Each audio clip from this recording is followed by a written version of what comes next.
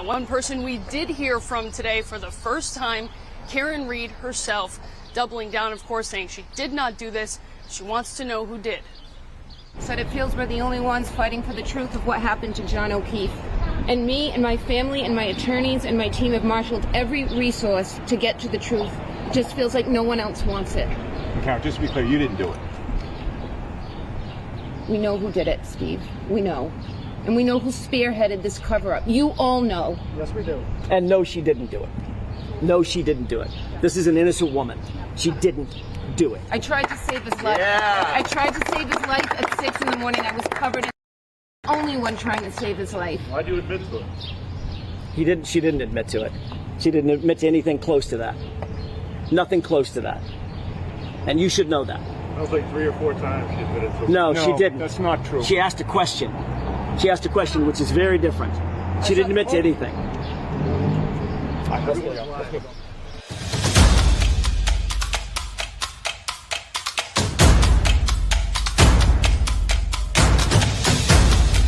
You are listening to the Roberta Glass True Crime Report, putting the true back in true crime.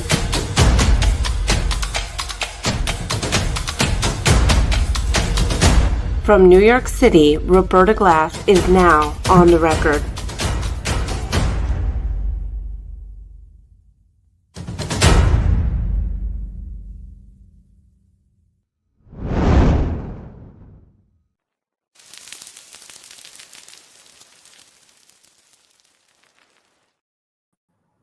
All right, here we go. How is everybody? Hello, Legion. Hello, Murder by Maestro. Hello, Kitties, 1993. Barbara, Barb, Deb. Nice to see everybody. Wanted to talk today about Karen Read's new filing and how they're floating out a conspiracy in what would be a filing that appears to be, on its surface, asking for money to pay their forensic expert who couldn't examine the Sallyport, a piece of the Sallyport footage, because it is no longer in existence. That's what the defense claims. And they are promising to make a motion for dismissal, meaning, sorry, Karen Read gets off on the whole thing on a technicality, which I'm surprised that they didn't. I mean, if this is so, meaning you didn't hand over all the evidence when it was in existence of the Sallyport footage, so therefore, Karen Read walks. Why wouldn't you lead with that? Why is this $12,000 so important to Karen Read? Why put it in this filing? Sandwich it. But once again, it's Free Karen Read saying it's all a big conspiracy against Karen Read because no one likes Karen Read. Everyone's against her, guys. So I wanted to look at this footage. Also, I wanted to make a correction. Talked about Nathan Reed's. Sorry about that. I hope RIP headphone users. Let me move back my mic a little bit. I talked about Nathan Reed's friend Adam Goldstein working at a dealership. I may have said Lexus dealership. Works at an Infiniti dealership in Norwood. Is that where he's working, or is he still working somewhere else for Lexus, selling Lexuses, selling cars? I don't know. But Patty from Patty's Playhouse called the Rhode Island Warwick dealership, where he claimed in the interview that I played last episode. We can, if you want to, let me know in the comments if you want to watch it again today. But he claimed he still worked there, sounded like. That's my memory of that interview. Am I wrong? I hope I'm not wrong. It's like I work in Rhode Island, and I don't know if he said I worked down the street. Hey, Tuesday. Hey, Tammie. Nice to see you, Lisa. Okay, so let me start with this filing. And of course, not only did they hint at a new suspect, which is Brian Higgins in this filing. We're going to look at that first. But they also say, we're going to file a motion to dismiss, expected shortly.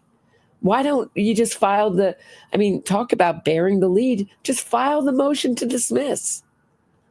But what we've seen from the Free Karen Read defense attorneys is riling up the Free Karen Read base for various reasons, mostly to make more money and keep the conspiracy going, try to poison the jury pool, and ultimately try to get the case dismissed before it ever gets to court, which is Yannetti's specialty. If you look at David Yannetti's webpage, it's pretty much every case that it's like 3 out of 4 cases in my memory of his website have been dismissed before they ever go to trial, or there's a plea deal.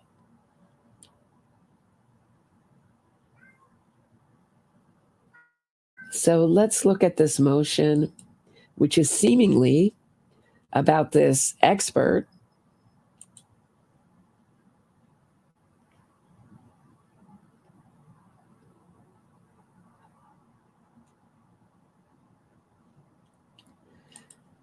Getting his money back, meaning the Commonwealth had to pay.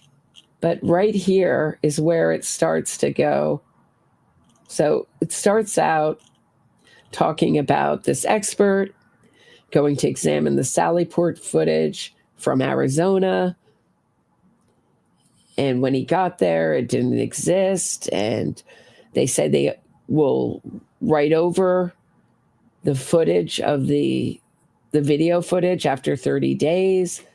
But the defense argues, well, we got footage well past the 30-day period. But then it goes into this paragraph. Most recently, post-trial, so it's only so they put this promise to file a motion to dismiss in a footnote. Most recently, post-trial on October 10th. So here they are hinting out the idea that there's something nefarious going on with Brian Higgins. On October 10th, the Commonwealth again provided new video surveillance footage, this time from the CPD church side exterior, first floor corridor, rear lot main side, and rear lot cruiser side angles. See, nod, blah, blah, blah. This footage shows Brian Higgins arrive in the parking lot of the Canton Police Department at 1:26 a.m. near the Canton Police Department and speak to some unidentified individuals on the phone as he's leaving. Is he speaking to an unidentified? Is he talking to himself as he's listening to his voicemails? Is he making a memo to himself on the phone? How do they know that he is actually speaking to unidentified individuals on the phone? Is he looking at his phone? Is he reading text messages and singing along to a song? Is there audio with this? Doubtful. But doesn't it sound nefarious? He's in a police parking lot at 1:26 a.m. after leaving 34 Fairview. And he's talking to some shadowy, unidentified individuals on the phone as he's leaving the Canton Police Department, clearly doing something unsavory and corrupt Hey, kitty. Even the kitty knows it's outrageous and a conspiracy. On the phone as leaving the Canton Police Department between 1:34:52 and 1:34:56 a.m. Significantly, this material and the relevant evidence which establishes Brian Higgins was on the phone with some unidentified individual, unidentified, shadowy, dark individual. That's my embellishment there. At 1:34 a.m., as he left the Canton Police Department shortly after O'Keefe's death, try murder was withheld from the defense at the first trial. The video surveillance footage at issue was a major point of contention at trial, in no small part because the Commonwealth was utterly unable to establish any chain of custody for the various clips of video produced to the defense from the Canton Police Department.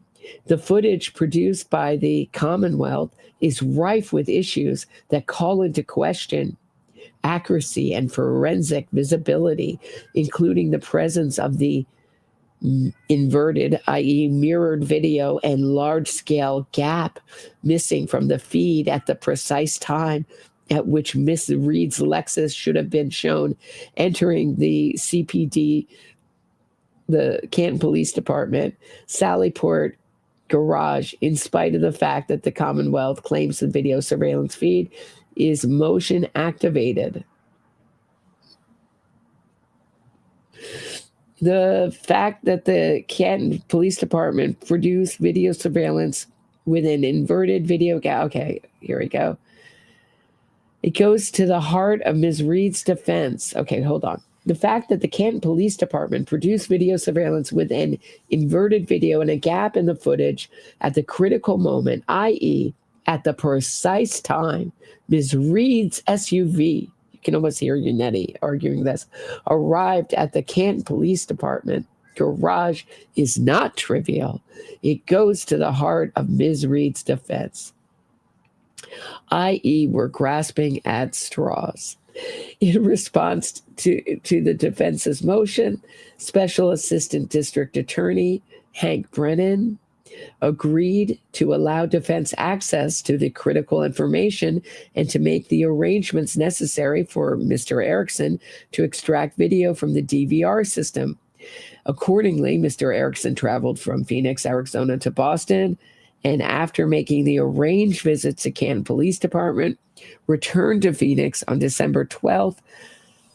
The work Mr. Erickson did in connection with this trip, as well as the flights, hotel stay, Uber rides, and snacks. That's one of the things they mentioned. He wants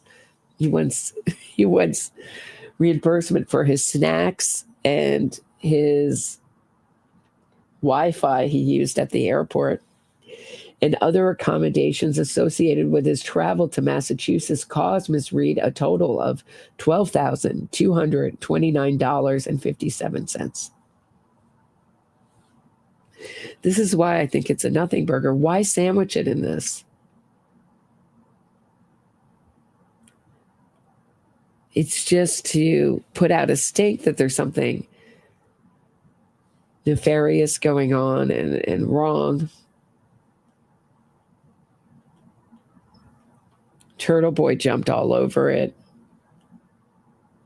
and is again going with a corruption. Corruption. He was doing, you just don't know. If you're looking at someone with are we looking at Higgins with his phone to his ear? Are we looking at Higgins with his phone in front of him? There are many ways to talk on the phone, especially if you're in your car. So if he has it by his ear, he could be listening to his voicemails. What do we know what he's doing?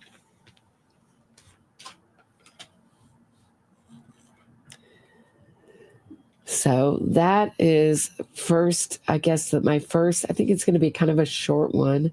There's also some things that I didn't get to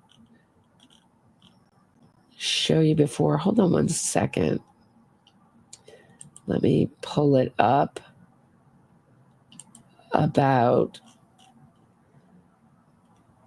Meredith O'Neill, Turtle Boy's girlfriend. I don't know, is he still married or has he actually gotten a divorce yet? But apparently she got a sponsorship. Why I never thought of this with all the trials I went to get a sponsorship for the clothing I wore. I don't think anybody would care enough about what I wore to court. But apparently Meredith O'Neill got sponsored, meaning she got money to carry the handbag or some kind of financial reward, the bag itself or money. Let me just show you. This is from Mayor Neal on X. This is beyond inappropriate. Cachette is the name of the handbag, is the official, God Ugly handbag, is the official sponsor of the Karen Reed trial. Tooth Monkey has a brand deal and is making money off of it. This is what the O'Keefe family has to deal with. Disgraceful. So, power couple, Meredith O'Neill and her boyfriend. This is from Cachette, the handbag company. Aiden, better known as Turtle Boy. Meredith is looking as beautiful as ever. So what bag do you wear when you're out harassing witnesses? Or with your witness harassing boyfriend? Or doing a standout for an accused cop killer? Carrying our black leopard, Jayne. Thank you for representing Cachette so nicely today, Meredith. You look gorgeous. Gorgeous. There she is. Ugliest handbag ever, I say. So the free Karen Reed grift goes on, selling popcorn, doing raffles, legal or not. And there's also some questions about where the funds went on Twitter for a recent fundraiser for a free Karen Reed supporter's birthday. They're saying there's missing funds. Who's accounting for these free Karen Reed funds is what I want to know. Is free Karen Reed an official charity? And if it's not, are there any laws about having to keep track of your funds? That's what I'd like to know. I'm going to take a quick break and I'll be back in 1 minute. Don't go anywhere. When we get back from the break, I'm going to talk about what really nobody is talking about. Where is the footage of Karen Reed from the WatchGuard video system from the morning of January 29th? Where is that? When I come back, don't go anywhere. We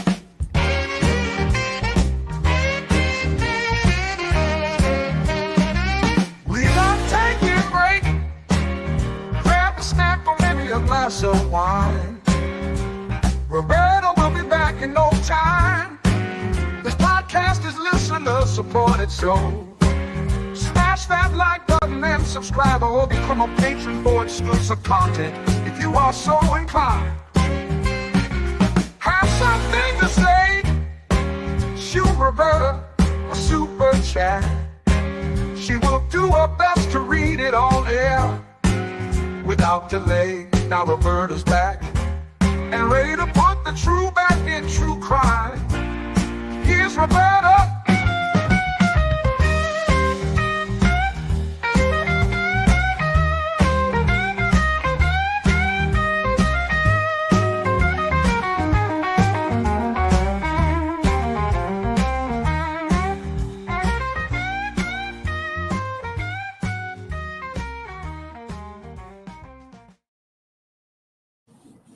All right, we are back. How is everybody doing? Okay, Taterbug, nice to see you. Legion. All right. So let me just... So in the back of the cruiser... Hey, Tammie, thanks for the super sticker. Nice to see you. In the back of this police cruiser... Let me go to Innocence Watch, Fraud Watch's timeline, which is excellent.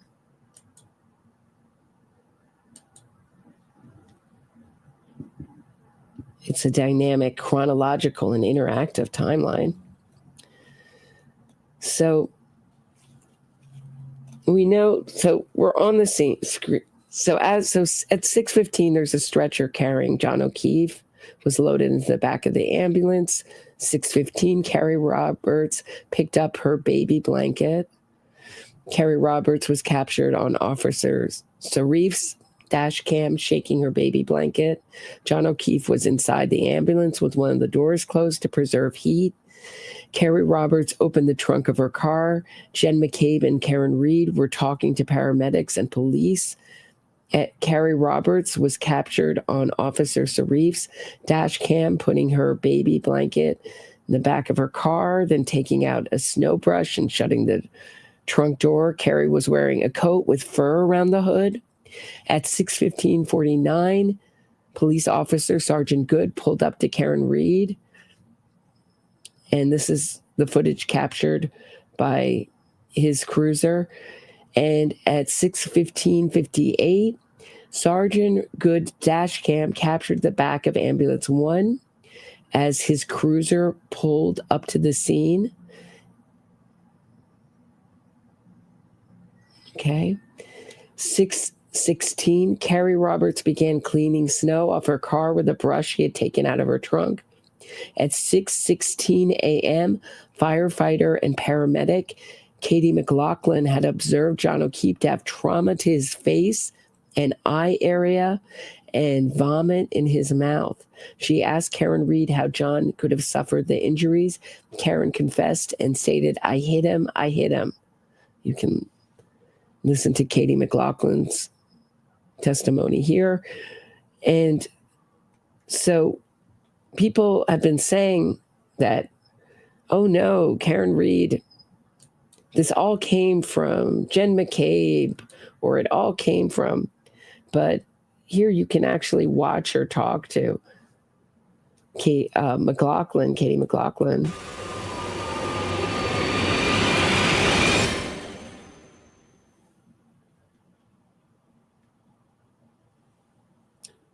So that's Katie McLaughlin with the hat.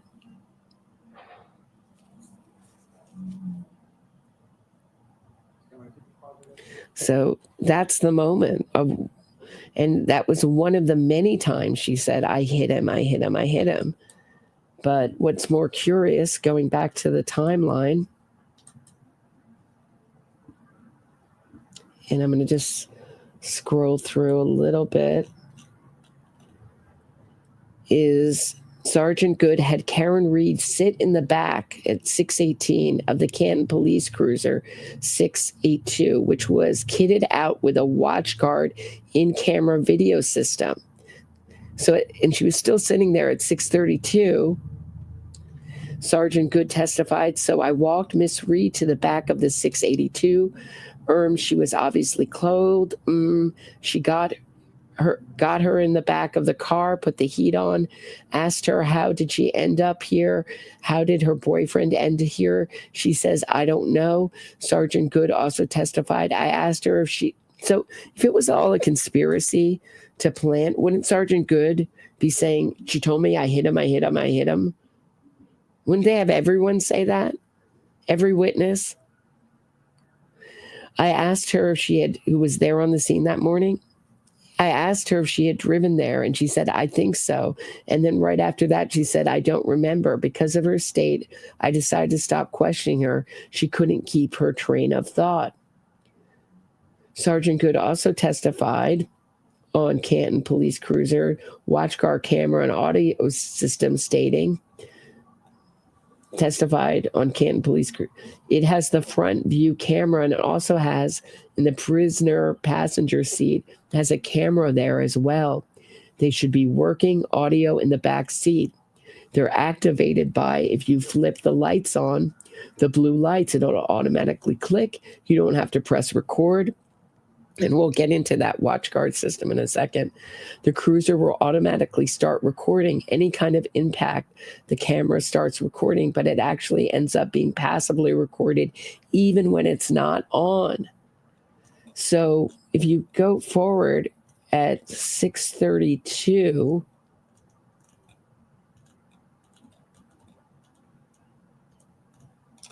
here's where Karen Reed's talking to her father. First, she sends Karen Reed sends her father, William Reed, a message. John is dead. She says to, quote, elicit a response. At 6:31:55, Karen Reed's message was delivered. So she sends it at 6:31:54 a.m. At 6:31:55 a.m., Karen Reed's message, John is dead, was delivered to her father's phone. At 6:32:15 a.m., Karen Reed calls her father, William Reed. The call lasts 3 minutes and 51 seconds. Shouldn't have that been recorded? This is what Innocence Fraud is asking. So if you go back to her other blog, where is the dash cam footage from Sergeant Sarif's cruiser of murderer getting into Carrie Roberts' car? Well, still on the 6:32 a.m. call to her father, William Reed. Did Karen Reed destroy it? Hey, I'm going to do a conspiracy of my own from the prosecution. Was it not allowed in trial? Does it exist? Has it been brought forth? Because this watch guard system remembers everything. So let's get into the watch guard system. But where's this call to her father?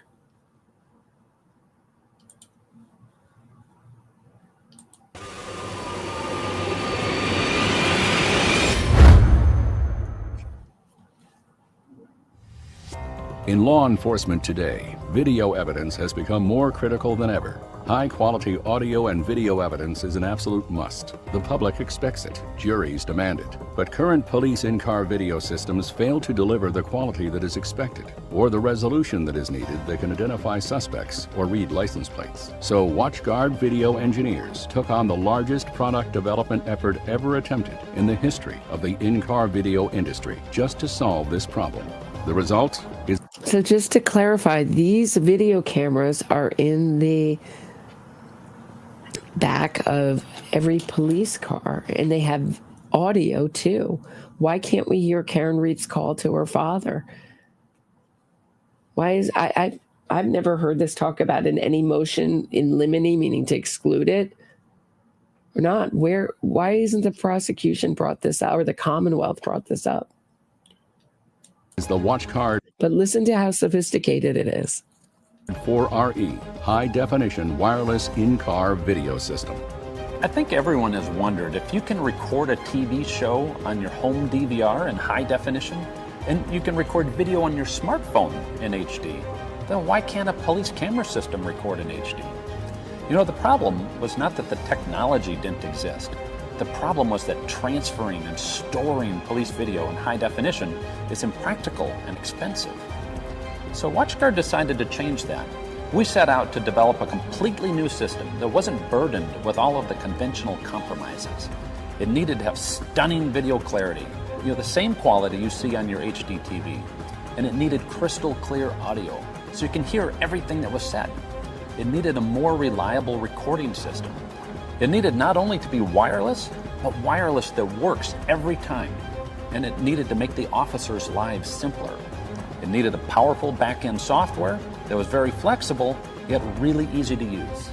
HD recordings are much larger and take up a lot more server space, so WatchGuard solved that problem by developing the technology to record in high definition and in a lower resolution at the same time. All of the routine recordings get saved in the lower resolution, and only the important recordings get saved in high definition. We knew that high definition... Right. So instead of having a surveillance system, so storage is the big problem. If you make a lot of videos, they take up a lot of storage. So they save the important ones in high definitions and the lesser important ones in lower definition. Video alone would not be cost effective. Agencies would be spending thousands of dollars on bigger servers to support the increased file size.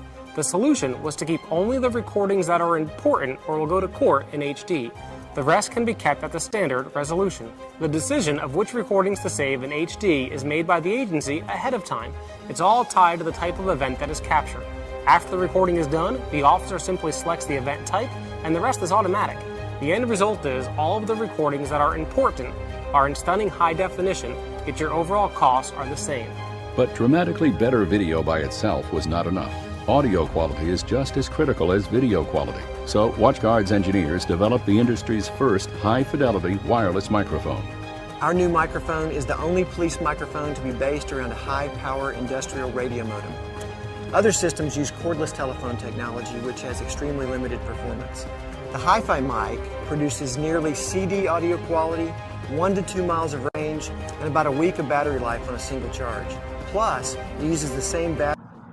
So even if they say that, well, this is low priority, Karen Reed's in the back of the cruiser talking to her father. Hold on a second.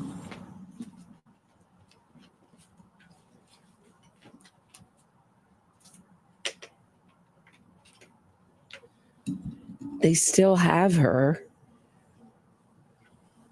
in crystal clear audio talking to her dad. They should have it. And if you think, oh, well, it's long gone and erased, wait till we get to that part of how this WatchGuard video system works. Battery used in the iPod. Now you get brilliant, lifelike audio that sounds rich and full. You can tell exactly what was said just as if you were hearing it live. Sometimes the problem is not in the clarity of what's recorded. The problem is that the camera just wasn't recording. 4RE solves that problem with a breakthrough capability called Record After the Fact. Record After the Fact is the power to go back in time. The power to go back in time, guys. I love this. Record after the fact, like it wasn't really recording. But listen to this record after the fact capability. This is really I thought the key part of this system. And record an event after it happened. Essentially, the system is recording all the time to the hard drive, often called background recording. The normal triggered recording events are recorded on both the hard drive and the removable USB flash drive. But if you want some video that was not part of a regular recording, you can go back to the hard drive and copy a segment of video over to the flash drive.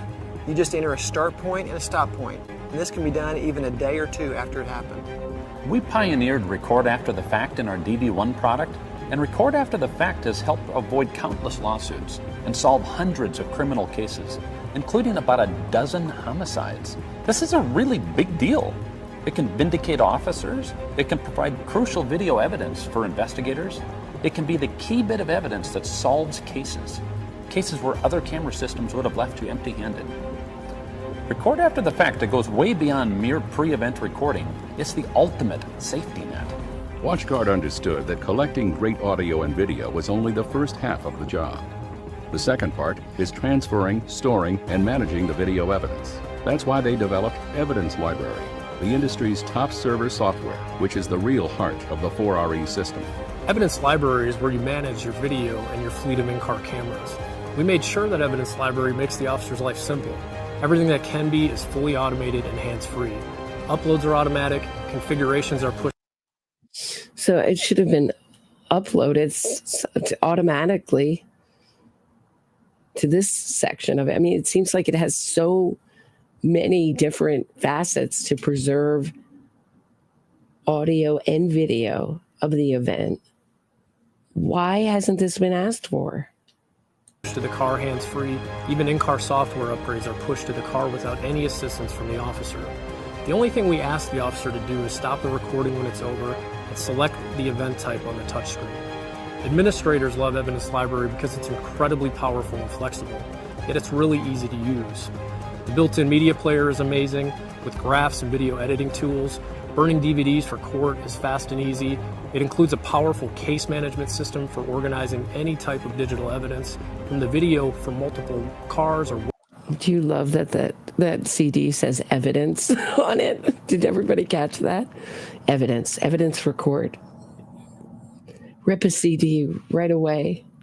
Wearable cams, JPEGs, and even docs and other programs and devices. You can even export all the files from a case to a DVD robot. Yes, Sergeant Good testified that they have this system. Who asked that? Susan Hicks. Susan Hicks, they testified that they have this WatchGuard system in the back of Sergeant Good's cruiser where Karen Reed was when she was warming up and what would I say?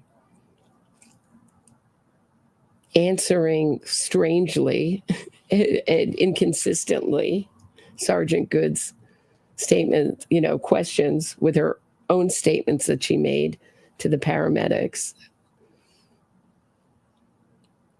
So then she called her father, and there's a 3-minute call. Why can't we hear it?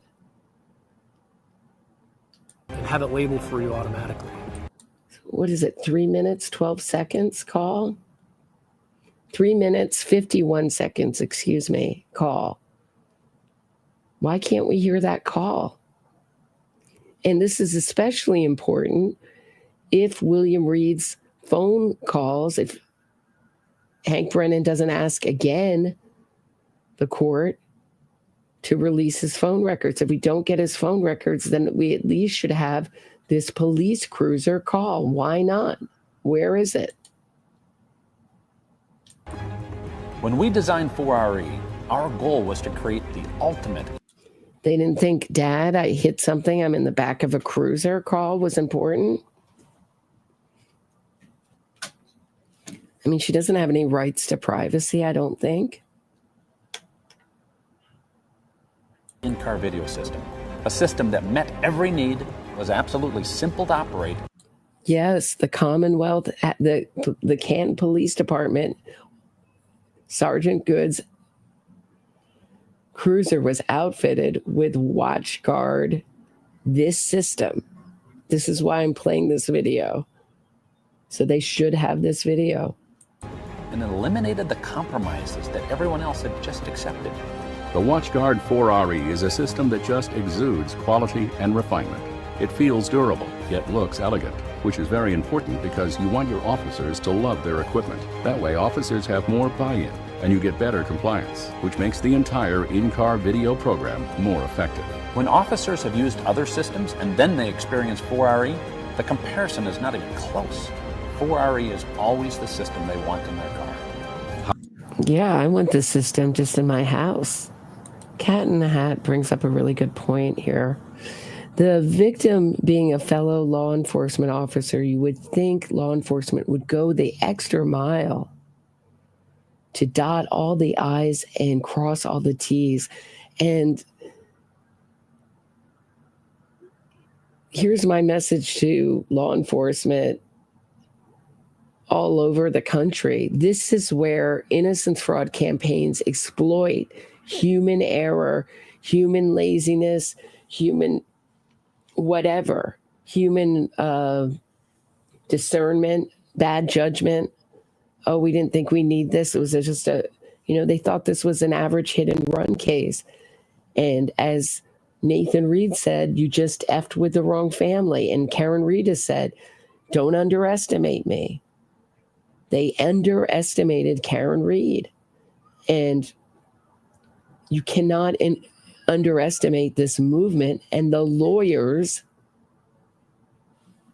that push it forward and profit off it. Because it's not just journalists and movie makers and documentarians making money off of these fraudulent innocence fraud campaigns. It's the lawyers who profit the most And because lawyers work with each other, every lawyer that I have interviewed has talked with me off the record about how they know that this is going on. Whether they're I've talked to defense lawyers, I've talked to prosecutors, and they all know that this is going on. At one time, there was a group getting together of forensic experts and prosecutors. They were going to try to fight it. But it's so enormous. Just the movement to free juveniles. When I talked to Jennifer Bishop Jenkins, who runs the National Organization for Victims of Juvenile Murderers, she said that movement was $1 billion. So it's at least, I would think, if you include the movement to free, it's got to be a multi-million dollar movement. Hard to quantify with all the Little Innocence Projects, wrongful conviction organizations all over the country, the ACLU. No one wants to speak out about it because they all know someone doing it, these lawyers. High definition, high fidelity, record after the fact, durable and simple, and it's all manufactured in the USA. WatchGuard's 4RE is simply the best in-car video system money can buy. It gives you clarity without compromise.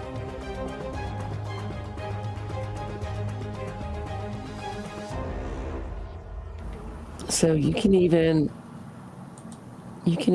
so that's the WatchGuard in-camera video system. If you guys want to watch this, all the links that I use are in, for this episode are in the description.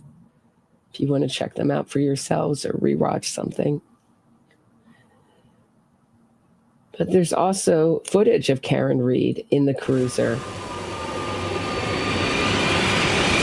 Jacket. Sure.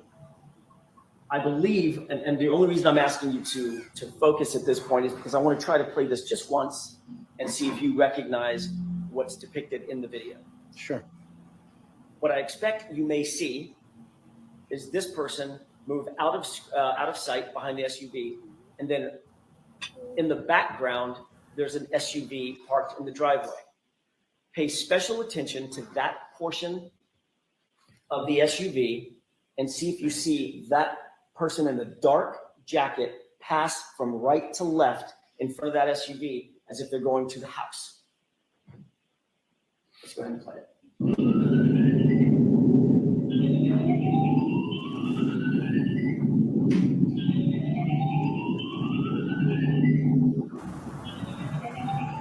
Pause it. Have you seen the person in the dark jacket leave this? So this kind of makes me laugh. So as Alan Jackson is telling everyone to pay attention to, isn't that shadow on the left look like Karen Reed? Is that Karen Reed, or is that the front seat? But she should be in the back of Officer Good's cruiser. The view. Yes. Did she appear to go behind the SUV? Yes. Okay. Go ahead and play it.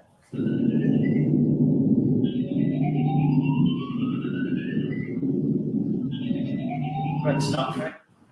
And now I'm going to ask to draw your attention to that car with snow on it. Pay special attention to that car as the film continues to run. Go ahead.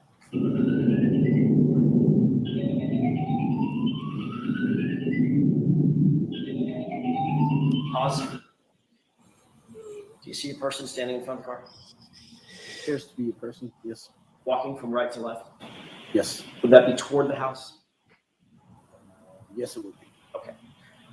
And also, if you wouldn't mind switching your perspective, now you're looking more at the front of the house. Continue watching the film and see if you see that same person walking toward the house. So this is so that just gives you an idea that she was in the back of the car. That is what I have for today, guys. I'm going to keep it short. I'm losing my voice. I'll be back tomorrow at my usual time of 6 p.m. Eastern. Anybody watching the ASAP Rocky trial, by the way. They offered that. That is the worst defendant decision. And everybody's talking about Karen Reed's going to be offered a plea deal. I don't believe she's ever been offered a plea deal in this and turned it down. And I don't believe she will ever take a plea deal. Thank you, Forensic RN. I will drink some water and get some rest. And thank you for your prayers. I appreciate that, Taterbug. And, but John Lewin is the second chair prosecutor on it. And it's just I'm having a fun time watching it. Just started Friday. But they offered him 160 days, 180 days, 6 months in jail, and 5 years plus maybe of probation. And he was like, no, thanks. I'd rather face 24 years. So dumbest decision ever. I'll see you guys tomorrow at 6 p.m. Eastern. Have a great night, everybody. Going out the usual way.